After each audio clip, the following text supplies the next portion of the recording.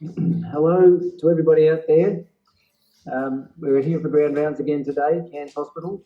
We have two of our local speakers. I'm getting a feedback here somewhere. So first up today we have Paul McNamara with a interesting title, Saint Dymphna and Zombies, a mental health nurse's perspective. And after that we've got Dr. Azar Munis, who's talking about how can Rotem help us understand coagulopathy post-snake bite. I'll just read our welcome to country. We acknowledge the traditional custodians of the land in which we live and work and pay our deepest respect to their elders, ancestors and future generations. So I'm going to hand over now to Paul McNamara. Thank you, Paul. Thanks, Peter. I've given myself an alarm for after 25 minutes, but if you notice it doesn't go off, I'd be grateful for a kick under the table. Okay, thank you.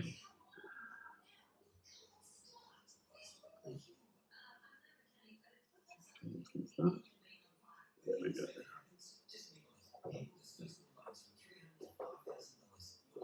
Alrighty, so thanks for tuning in, those who have. For those who haven't met me, I'm a mental health nurse here at Cairns Hospital, and I'm the consultation liaison and psychiatry service, so cover all the medical and surgical wards of the hospital. Normally you start these presentations by thanking the people who invited you, but the truth is I invited myself when I found out that the World Health Organisation declared 2020 the International Year of the Nurse. And so I emailed John McBride at the time and said, hey, you should have some nurses on doing grand rounds. I'll go first. And the reason that this year is the International Year of the Nurse is because it's the 200th anniversary of Florence Nightingale's birthday. She lived to the ripe old age of 9 years and kept on having really good ideas, not just about nursing, but also infection control right into her old age. And so, for instance, when she was age 77, she wrote a letter to somebody suggesting that they should boil everything within reach, including the surgeon. So they were the good old days of healthcare. Every year on May 12th is International Nurses Day. And again, that's around Florence Nightingale's birthday. And so when I was telling John McBride that he should have me on the program, I just picked the nearest Friday of that, which was May 15. And this has fantastic relevance for a lapsed Catholic like me. This next bit about Saint Dymphna, I'm not going to speak about it with the same reverence as the Pope would, but I was raised a Catholic and I still have a nostalgic affection for all those things, even though I don't hold the faith anymore. So I'll be a little bit casual the way I chat about it, but I certainly don't mean offence. As I say, I've got a real nostalgic affection for these stories. I think just if you're still feeling a bit queasy about bringing religion into grand rounds, we can borrow from this guy. He's a philosopher called Alain de Botton, I pronounced incorrectly, who wrote a book called Atheism 2.0. And in that, he speaks about religions have fantastic architecture and art and music and that sort of stuff. And if you don't believe in the religion, why don't we just cherry pick the stuff that we like from religions and use it in the secular world? So I would ask you to do that if you don't think a story of a patron saint is for you, a Catholic patron saint is for you. You still might be able to take this out of the story. That's what I'm hoping anyway.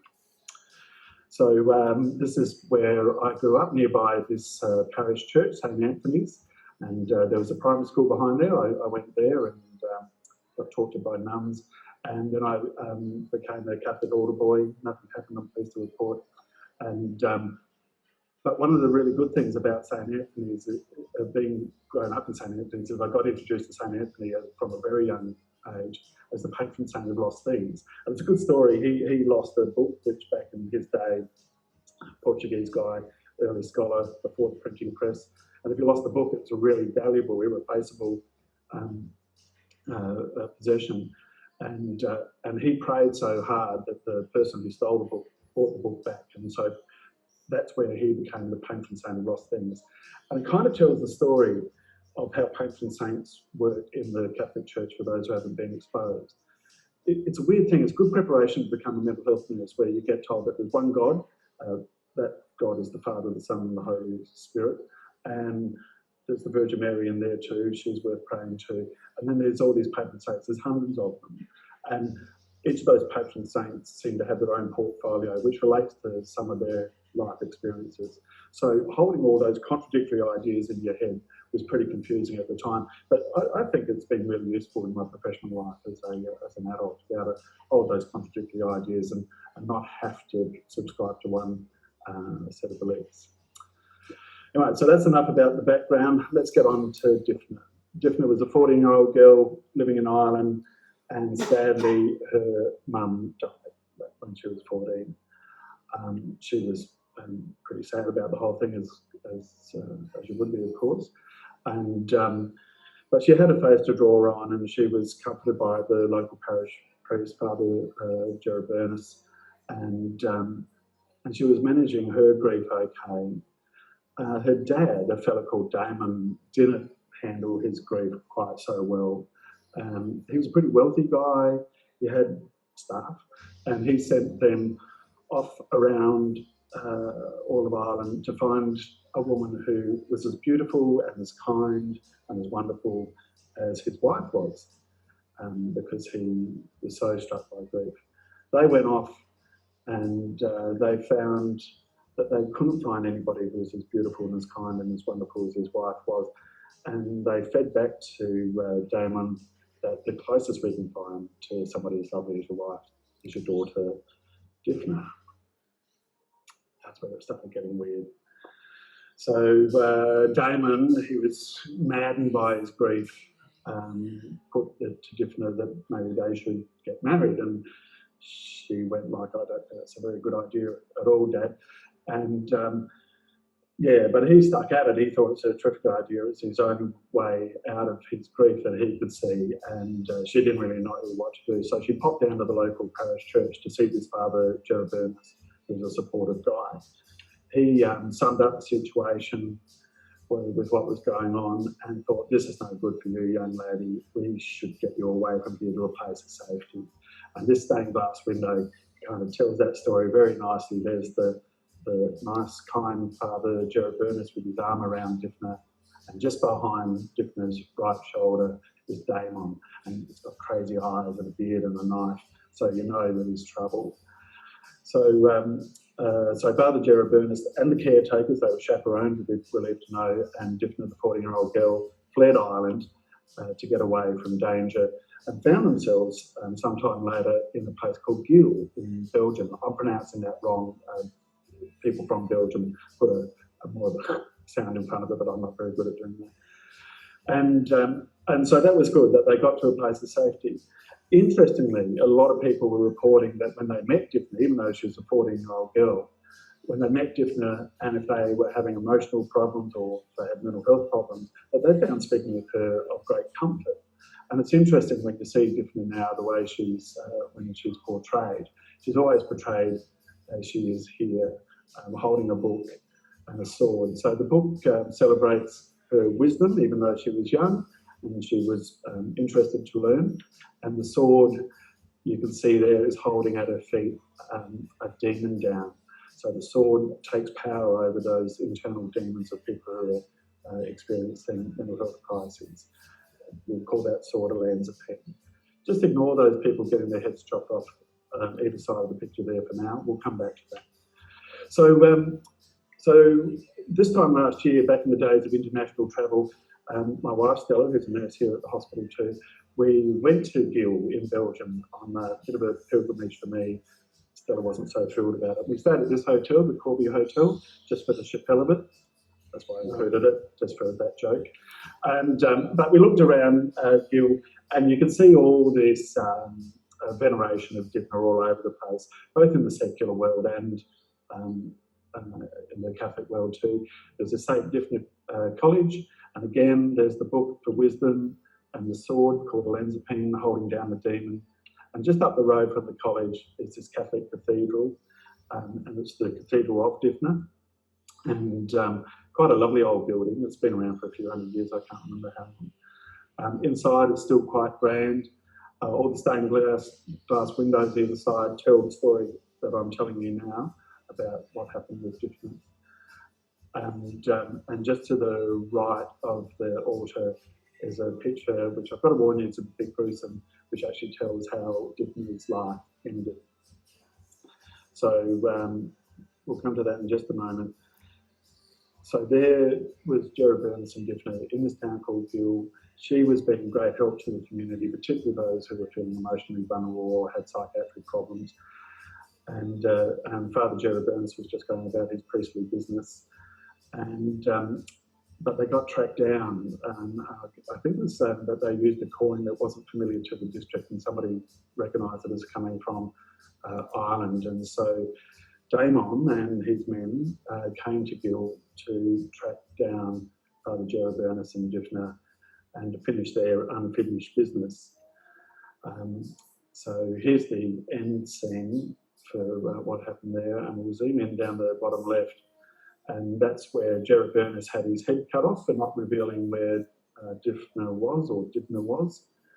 And over here we can see Damon with his sword raised, and he told Dymphna, "If you don't marry me, I'll kill you." And she said, "Okay, you better kill me then." So that sounds like a really bad ending to the story, but the story hasn't ended there at all. Both Jerry Burns and Dymphna live on in their sainthood. They became Catholic patron saints.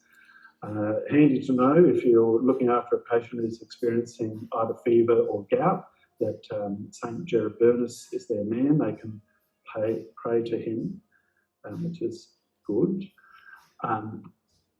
Saint Dymphna's got a much broader portfolio, and she's the patron saint of all of these things: sleepwalking, epilepsy, insanity, incest. And I guess of interest to me, the lapsed Catholic, now mental health nurse, she's also the patron saint of people who experience mental health problems and those of us who provide care for them. And I would say anybody tuning in today would be providing care to people who experience mental health problems from time to time. And as we know, being in the general hospital doesn't mean that you've been vaccinated against having mental health problems. So so anyway, so on those bad days, those difficult days, we've got Saint Dymphna to pray to. So that's a good part of the story. Around Gill, it gets better.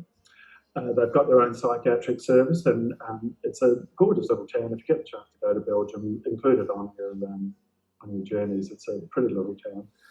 Their mental health service looks a lot like our mental health service in that it's got adults and older persons and children, adolescents, and a rehab stream.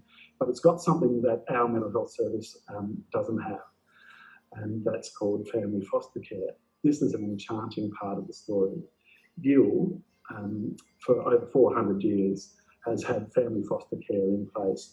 And so if somebody's experiencing mental health problems, when the rest of Europe was putting people into asylums, they were pulling people into the family home. And if you would help us out on the farm as much as you can, you were expected to contribute, and they would tolerate the oddness of some of these people. About 100 years ago, there was a book written, so it's not a whole book, a paper written by an American guy who stumbled into Gill on a Saturday morning, market morning, and he titled the paper "The Village of Idiots." And what he was describing was that these people who are clearly psychotic and responding to unseen stimuli, acting and looking really odd in the market, and sometimes manning the stalls. And he was just amazed that the locals were not paying any attention to them. They were treating them as if it was normal. So this foster family care has got this enduring legacy and is linked back to this idea of Dymphna being a healing force. So it's really a really lovely little end note on the story. Just need to fact check some of this. Everything I've told you is true about going to St Anthony's and being a lapsed Catholic and that idea of patron saints, about Gill and the Gill psychiatric service. There's no historical record of Dymphna or Jerry Burns existing. There are similar stories about madness and incest in other cultures and languages, and there's a suspicion that this story around Dymphna and Jeroboamus has been plucked from another culture, another language, and worked into the Catholic faith. But never mind, faith doesn't require evidence, and but I guess I just want to use this as a pretty hard-won segue into the next bit, is that Dymphna is no more or less real than zombies. Let me talk to you about zombies. There's some Central Queensland University nursing students who were raising money by dressing up as zombies, and I found their photo online. But zombies relate to mental health nursing in a really uncomfortable way. Just a quick bit about mental health nursing. Oops, I didn't expect it to go there. Right, that's just a little slide error, and I'm just going to manually drag this over, hopefully. Yeah. Hildegard Peplow replaces Florence Nightingale as the hero of psychiatric nursing. Like Florence, she lived for 90 years, but she wasn't so much on the idea of hygiene. All her stuff was around this interpersonal relations theory. And she spoke very much about like the relationship is the therapy. She spoke very much about therapeutic use of self. Take the good parts of yourself to work, leave your prejudices and biases at home, and work on that relationship, because that relationship is what will be helping the patient. And just let me work out where I'm meant to be now. Don't be afraid. I'm a little bit afraid. I'm really afraid now. I'll just skip back here.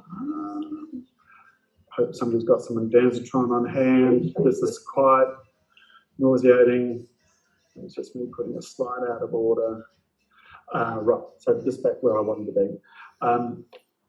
Richard Lakeman was a mental health nurse who was working down in ED a few years ago. Some might remember him. Richard's a really good writer and a fellow with really strong opinions. And he wrote this paper called Rise of the Zombie Institution and the Failure of Mental Health Nursing Leadership and Mental Health Nursing as a Zombie Category a few years ago. It's a really good read. What's he talking about? He borrowed this idea, this concept of zombie categories from sociology. And zombie categories describe concepts that have lost their conceptual and explanatory power, but nevertheless persist despite being dead. And he applied that to mental health nursing. He said mental health nursing is on the way to becoming a zombie category if it's not already, at least here in Australia. This is a little bit shocking to read because mental health nursing is, sorry, I've said that wrong. Nurses work in mental health a lot. It's the fifth most principal area of work for nurses in Australia. However, not every nurse is a mental health nurse, even though they're working in the mental health setting. When AHPRA took over from state-based registrations back in July 2010, they recognised 23 specialties in medicine and over 60 subspecialties, but they didn't recognise any specialties in nursing. So prior to this, when it was state-based, most states had a separate register for mental health / psychiatric nurses and a separate register again for midwives. But for reasons that I don't fully understand, they decided to do away with any specialties in nursing and not recognise that. And they spoke about, I think, a little bit optimistically about having a sound general training which would cover all the specialties, and then if you wanted to work in that specialty, you'd go on to postgrad qualifications.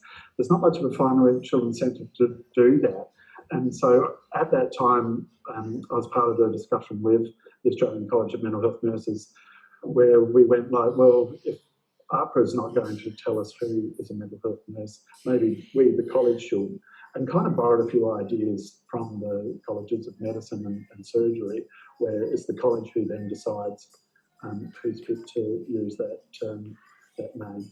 And so if you've got the right qualifications and if you've got the right amount of experience and you do things like clinical supervision, provide clinical supervision, get clinical supervision, and if you contribute to the profession, you can become a credentialed mental health nurse. And we thought that would be the way around it. It hasn't worked out at all well. That red part of the pie, all the people who either have no qualification in mental health or we don't know whether they do or not. And that's about 84% of the total of 22,000 so who work in mental health settings. So, yeah, the numbers are about 3,200 members of the college. There'd be a couple of exceptions, but nearly all of those would either have a qualification in mental health or be working towards it. But only 1,235 of us have got a credential.